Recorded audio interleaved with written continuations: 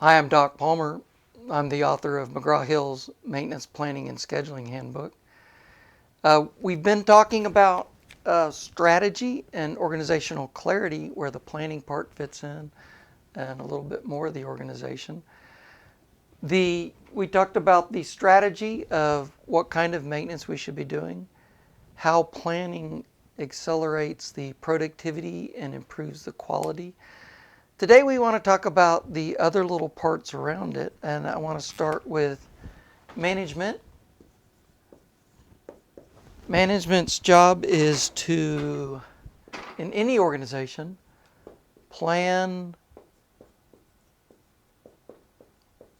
organize, staff, direct, and control. Those are the 5 basic management jobs in anything. This whole thing is not grassroots. This has to come from management leading. The difference between management and leadership is managers steady the boat, leaders rock the boat. This whole thing is leadership part of management, actually. This thing doesn't just happen, or else we'll just be fixing things when they break. Management puts this into place. They organize this. This has to come from a management leadership role.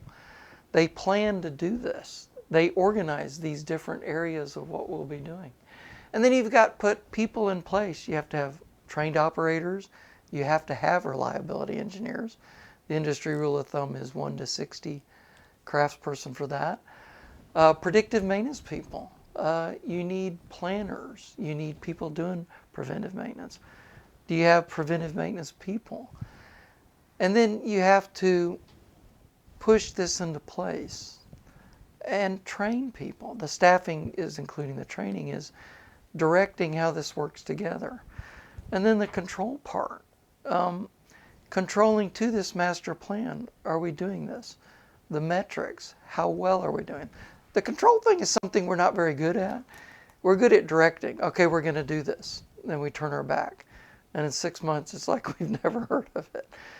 And then process improvement based on the right metrics, controlling to this master plan, and how it's affecting our overall productivity and process and profitability. You got to have that management piece in place to make this thing work. And then part of this that's not on here is the storeroom. The storeroom's a big deal. Chapter 8 of my 4th edition of the handbook is on the storeroom. Do you have the right size storeroom? Is it servicing us like it should?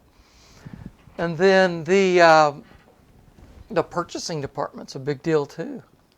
Dr. Deming has a lot to say about purchasing, not just parts and tools, but the assets and developing relationships with contractors as well. A tool room for large tools that you would not normally carry in your toolbox. And then also attention to hand tools themselves. That's an important part of maintenance. The shops that we have, we might be doing work in our shops. And shops might be part of this maintenance process.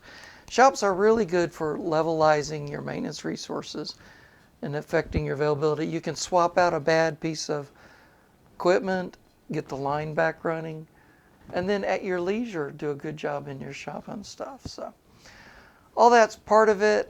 Doesn't happen by itself. You need this good part of that. So just quick review.